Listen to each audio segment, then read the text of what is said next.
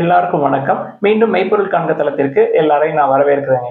முதல்ல சர்வதேச சந்தைன்னு எடுத்துக்கிட்டோம்னா, அமெரிக்க சந்தை கொஞ்சம் பாசிட்டிவா தாங்க இருந்தது நேத்து நைட்டு. என்ன காரணம் அப்படின்னா, புதன்கிழமை அன்னைக்கு ட்ரம்ப் அவர்கள் சைனா கூட ஒரு டீல் பேசி முடிச்சிருக்காரு. டீல் வந்து ஆல்மோஸ்ட் டன். ஃபைனல் அப்ரூவல் தான் பெண்டிங். இந்த ரேர் எர்த் எலமெண்ட்ஸை இம்போர்ட் பண்றது, தென் மேக்னெட்ஸ் இதுல எல்லாம் பிரச்சனை வராது அப்படின்னு சொல்லி உறுதி அளிச்சிருக்காரு. அது போக சைனீஸ் தரப்புல இருந்தும் உறுதியளிச்சிருக்காங்க. சைனால இருந்து மாணவர்கள் அமெரிக்கால வந்து படிக்கிறதுல எனக்கு அந்த ஆட்சேபனையே கிடையாது, அதெல்லாம் வந்து படிக்கலாம் அப்படின்னு சொல்லி ட்ரம்ப் அவர்களும் ஒரு மாதிரி டீல் பேசி முடிச்சிருந்தாங்க. பட் ஃபியூச்சர்ஸ் மார்க்கெட் பயங்கரமா கீழே இறங்கி இருந்ததுங்க. என்ன காரணம் அப்படின்னா, மிடில் ஈஸ்ட்ல இருக்கிற டென்ஷன். அதாவது இஸ்ரேல் வந்து ஈரானோட நியூக்ளியர் ஃபெசிலிட்டிஸ் மேல தாக்குதல் நடத்திருக்காங்க. ஸோ மிடில் ஈஸ்ட் அப்படின்னாலே நம்மளுக்கு க்ரூட் ஆயில் தான் ஞாபகம் வரும். ஸோ இந்த டென்ஷன்னால க்ரூட் ஆயில் பிரைஸ் இன்னைக்கு ஒரு 10% மேல ஏறிடுச்சுங்க. ஸோ க்ரூட் ஆயில் பிரைஸ் கிட்டத்தட்ட $76.25 இருக்குங்க ஒரு பேரல். க்ரூட் ஆயில் பிரைஸ் ஏறிடுச்சு அப்படின்னா அமெரிக்க டாலருக்கு நிகரான இந்திய ரூபாயோட மதிப்பு சரிஞ்சிருக்கும், கோல்டு விலை ஏறி இருக்கும். 22 கேரட் கோல்டு பெர் கிராம் இன்னைக்கு $195 ஏறி இருக்குங்க, 9295. 24 கேரட் கோல்டு டிசிசிவா 10,000 கிராஸ் பண்ணியிருக்கும். அமெரிக்க டாலருக்கு நிகரான இந்திய ரூபாயோட மதிப்பும் சரிஞ்சிருக்குங்க, 86.05 இந்திய ரூபாயா இருக்கு ஒரு டாலர். அடுத்து இந்திய சந்தை எடுத்துக்கிட்டோம்னா, நேத்து பயங்கரமா கீழே இறங்கி இருந்துச்சு. இன்னைக்கு ஓப்பனிங்லயே மார்க்கெட் டவுனா தாங்க இருந்தது அந்த மிடில் ஈஸ்ட் டென்ஷன்னால. நேத்து எஃப்ஐஎஸ் நெட் செல்லர்ஸா தான் இருந்திருக்காங்க. ஒரு 3,831 crores ஒர்த் ஆஃப் ஷேர்ஸை வித்திருக்காங்க, நெட் செல்லர்ஸா இருந்திருக்காங்க. பட் டிஏஎஸ் அக்ரெசிவா வாங்கியிருக்காங்க, 9,400 crores பக்கமா வாங்கியிருக்காங்க. இவ்வளவு வாங்கியும் நேத்து மார்க்கெட் பயங்கரமா கீழே விழுந்துருந்துச்சு. இன்னைக்கு மறுபடியும் எஃப்ஐஎஸ் விற்பாங்கன்னு நினைக்கிறேன். ருப்பி வந்து வீக்கன் ஆகுதுங்க. அதாவது மிடில் ஈஸ்ட்ல இருக்கிற டென்ஷன்னால க்ரூட் ஆயில் பிரைஸ் ஏறுது. தென் நம்ம ரேட் கட் வேற பண்ணிருக்கிறோம். ஸோ ருப்பி வந்து ரொம்ப சீப் ஆயிடும். ருப்பி வீக்கன் ஆச்சு அப்படின்னா எஃப்ஐஎஸ் இன்னும் அக்ரெசிவா விற்பாங்க. அடுத்து இன்னைக்கு அப்டேட்ஸ்குள்ள போயிடலாங்க. ஃபர்ஸ்ட் என்எஸ்டிஎல் எடுத்துக்கிட்டோம்னா, ஐபிஓ ஜூலை மாசம் கடைசியில எதிர்பார்க்கலாம் அப்படின்னு சொல்லி செய்திகள் வந்திருக்குங்க. கம்பெனியை பொறுத்த வரைக்கும் அன்லிஸ்டட் ஷேர் அப்படின்றது ₹1,200 இருக்கு. லாஸ்ட் 2 monthsல 50%க்கு மேல ஏறி இருக்குங்க. கம்பெனியில முக்கியமான ஷேர் ஹோல்டர்ஸ் 6 பேர் டைல்யூட் பண்றாங்க. அதுல ரொம்ப முக்கியமானவங்க யார் யார் அப்படின்னா, NSC, IDBI bank, HDFC bank. அடுத்து டரண்ட் பவர்ல ஒரு அப்டேட்ங்க. கம்பெனி வந்து சோலார் எனர்ஜி கார்பரேஷன் ஆஃப் இந்தியாட்ட இருந்து ஒரு ஆர்டர் வின் பண்ணிருக்காங்க. 300 மெகாவாட் சோலார் எனர்ஜி ப்ராஜெக்ட். இதுக்காக கம்பெனி வந்து ஒரு ₹2,650 கோடி இன்வெஸ்ட் பண்ணுவோம் அப்படின்னு சொல்லியிருக்காங்க. தென் இந்த ப்ராஜெக்ட்டை ஒரு 24 மாசத்துக்குள்ள கமிஷன் பண்ணணும். டொரண்ட் பவரை பொறுத்த வரைக்கும் 24 டைம்ஸ் ஏர்னிங்ஸ்ல இருக்குங்க. டெட் டு ஈக்விட்டி 0.50 இருக்கு. அடுத்து ஹிந்துஸ்தான் ஜிங்க்ல ஒரு அப்டேட்ங்க. கம்பெனி வந்து ஒரு ₹10 டிவிடெண்ட் அனௌன்ஸ் பண்ணியிருக்காங்க. ரெக்கார்ட் டேட் வந்து ஜூன் 17 அப்படின்னு சொல்லியிருக்காங்க. இந்த டிவிடெண்ட்டுக்காக உள்ள போய் மாட்டிக்கூடாதுங்க. கம்பெனியை பொறுத்த வரைக்கும் கடன் ஜாஸ்தி அப்படின்றத ஏற்கனவே சொல்லியிருக்கோம்.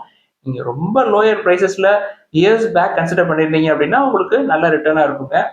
அடுத்து ஏத்தர் எனர்ஜில ஒரு அப்டேட்ங்க. ஏத்தரை பொறுத்த வரைக்கும் ஃபேமிலி ஸ்கூட்டர் அப்படின்னு சொல்லக்கூடிய ரிஸ்டா வேரியன்ட் ஒரு 1,00,000 வண்டியை வித்திருக்கிறாங்க. அதை லான்ச் பண்ணி ஒரு வருஷத்துக்குள்ளேயே. இது வந்து கம்பெனிக்கு ஒரு முக்கியமான மைல்ஸ்டோன். நம்ம ஏத்தர் எனர்ஜியை தனியா கன்சிடர் பண்ண தேவையில்லை. நம்ம ஏற்கனவே ஹீரோவை கன்சிடர் பண்ணியிருக்கோம். ஹீரோவும் இன்னமுமே வந்து கன்சிடரபிள் ரேஞ்சில் தான் இருக்கு, நல்ல வேல்யூவேஷன்ல தான் இருக்கு. அடுத்து டாடா பவர்ல ஒரு அப்டேட் கிடைச்சிருக்கு. கம்பெனியோட ஆனுவல் ரிப்போர்ட்ல அவங்களோட டோட்டல் எனர்ஜி கெப்பாசிட்டி அப்படின்றது 15.73 ஜிகாவாட் அப்படின்னு சொல்லியிருக்காங்க. இதுல ஒரு 9.94 ஜிகாவாட் வந்து அண்டர் கன்ஸ்ட்ரக்ஷன்ல இருக்கதா சொல்றாங்க. இந்த டோட்டல் கெப்பாசிட்டியில ரினியூவபிள்ஸ் அப்படின்னு எடுத்துக்கிட்டீங்கன்னா ஒரு 44% கான்ட்ரிபியூட் பண்றாங்க. அதாவது 6.87 ஜிகாவாட் வந்து கிரீன் எனர்ஜி ப்ராஜெக்ட்ஸா இருக்குங்க. இது போக கம்பெனி 4.3 ஜிகாவாட் கெப்பாசிட்டிக்கு நியூ டீல்ஸும் கையில வச்சிருக்காங்க. டாடா பவரை பொறுத்த வரைக்கும் 400 ரேஞ்ச்ல இருக்குங்க.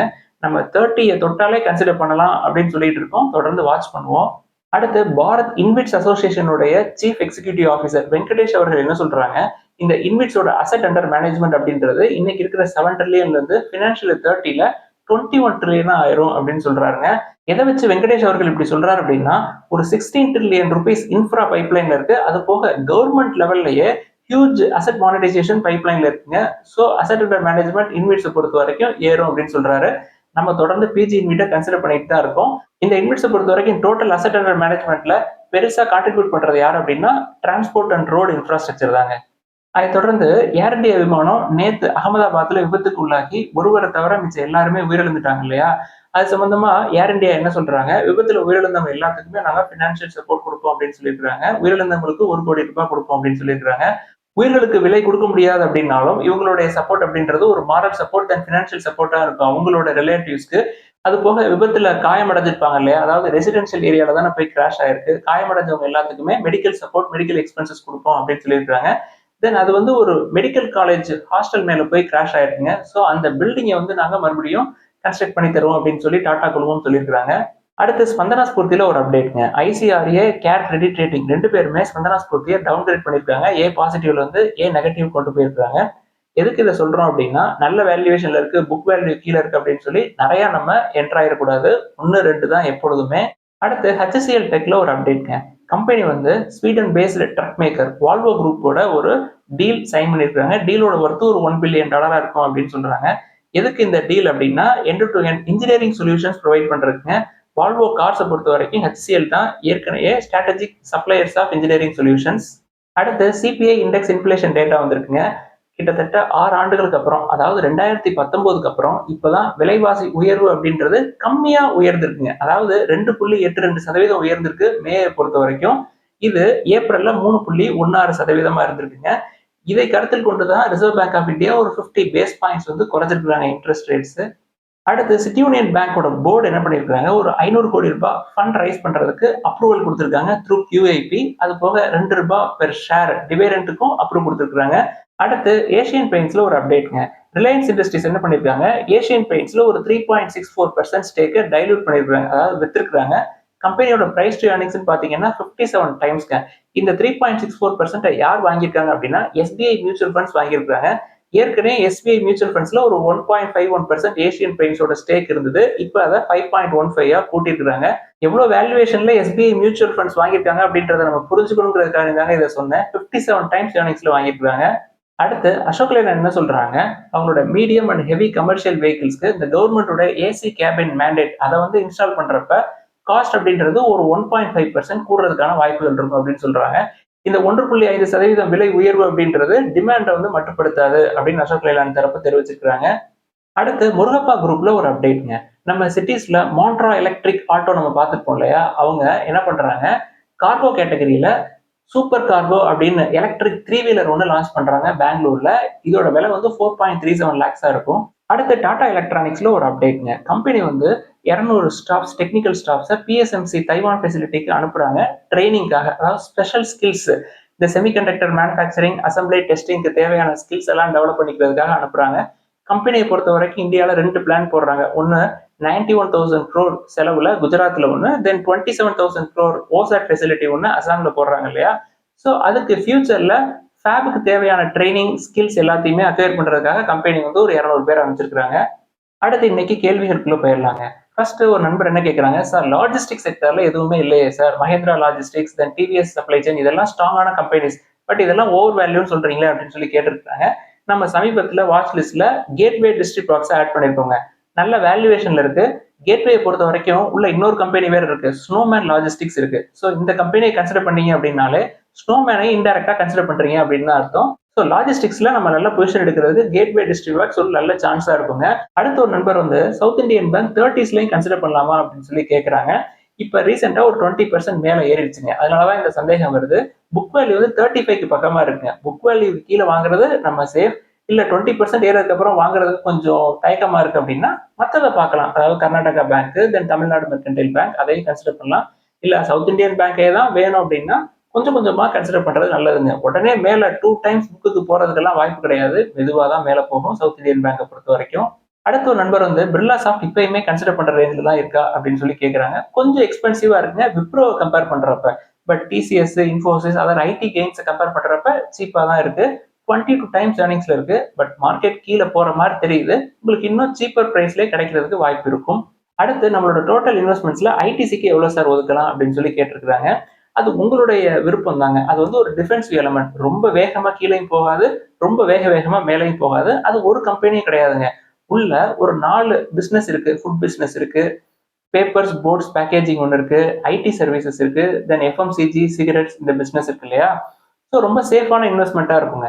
இப்போ என்னுடைய போர்ட்ஃபோலியோ எடுத்துக்கிட்டீங்க அப்படின்னா என்னோட டோட்டல் இன்வெஸ்ட்மெண்ட்ஸ்ல ஒரு 5 to 6% நான் ஐடிசிக்கு ஒதுக்கி வச்சிருக்கேன். அடுத்து மகாராஷ்டிரா சீம்லெஸ் நிறுவனத்தை பத்தி கேட்டிருக்காங்க. Steel pipes and tubes ready பண்ற கம்பெனி இப்போ நல்ல வேல்யூவேஷன்ல இருக்குங்க. பிரைஸ் டு புக் 1.5க்கு கீழே வந்துருச்சு. 1.48 சம்திங்ல இருக்கு. பிரைஸ் டு ஏர்னிங்ஸும் வந்து 12 டைம்ஸ் தான் இருக்கு. என்ன ஒரு டிஸ்அட்வான்டேஜ் அப்படின்னா எஃப்ஐஐஸ் நிறைய விற்கிறாங்க, பட் கடன் கிடையாதுங்க. உங்கள்கிட்ட இருக்கு அப்படின்னா பத்திரமா வச்சுக்கலாம். நல்ல வேல்யூவேஷன்ல தான் இருக்கு. அடுத்து சக்தி பம்ப்ஸ் பத்தி கேட்டிருக்கிறாங்க. கம்பெனிக்கு சமீபத்தில் மகாராஷ்டிரா கவர்மெண்ட் வந்து ஒரு 115 crores பொறுத்த ஆர்டர் வந்து கிடைச்சிருக்கு. அதை 90 daysக்குள்ள அவங்களை முடிக்கணும் அப்படின்னு சொல்லியிருக்காங்க. பட் இந்த மாதிரி ஸ்மால் கேப்ல என்ன சிக்கல் அப்படின்றத நம்ம பல தடவை சொல்லியிருக்கோங்க. லாஸ்ட் 1 இயரா, அதாவது மார்ச் 24ல இருந்து மார்ச் 25 வரைக்கும் ப்ராஃபிட் ரெவன்யூ வந்து ஸ்டெடியா இன்க்ரீஸ் ஆகிட்டே இருக்கு. இது ஓகே இந்த வருஷத்துக்கு. அடுத்த வருஷமும் அதுக்கு அடுத்த வருஷமும் இந்த மாதிரி ஸ்மால் கேப் கம்பெனிஸ் ரெகுலரா ரெவன்யூ தென் ப்ராஃபிட்டை கூட்டிகிட்டே இருக்கிறது அப்படின்றது கொஞ்சம் சிரமமான காரியமா இருக்கும்.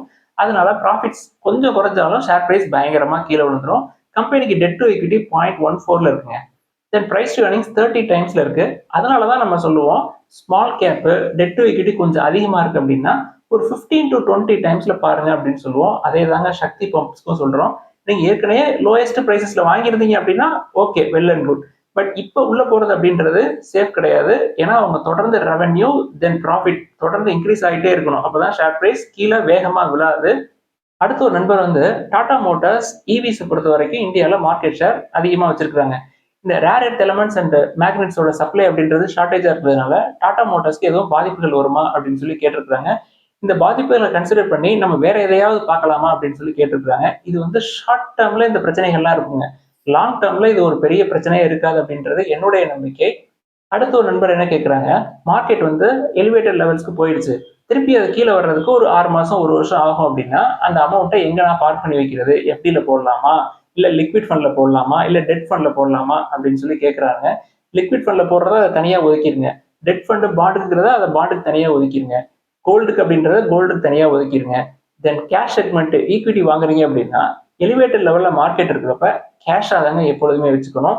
ஏன்னா மார்க்கெட் வந்து எப்ப கீழே விழுவும் அப்படின்னு சொல்லி யாராலையுமே அதை ப்ரெடிக்ட் பண்ண முடியாதுங்க என்னைய பொறுத்த வரைக்கும். ஸோ கேஷாவே கையில வச்சுட்டு மார்க்கெட் விழுறப்ப கன்சிடர் பண்ணலாம். இல்லாட்டி கொஞ்சம் கொஞ்சமா அப்பப்ப நம்மளுக்கு தான் வேல்யூ ஸ்டாக்ஸ் நிறைய இருக்கு, எது வேல்யூவேஷன் நல்லா இருக்கோ அதுல இன்வெஸ்ட் பண்ணிடலாம். இதெல்லாம் தான் இன்னைக்கு டிஸ்கஸ் பண்ணணும்னு நினைச்சோம். ஏதாவது சந்தேகங்கள் கேள்விகள் இருந்தா கீழே எல்லாத்தையும் கமெண்ட்ஸ்ல எழுதுங்க. எல்லாத்தையுமே டிஸ்கஸ் பண்ணுவோம். எல்லாருக்கும் நன்றி.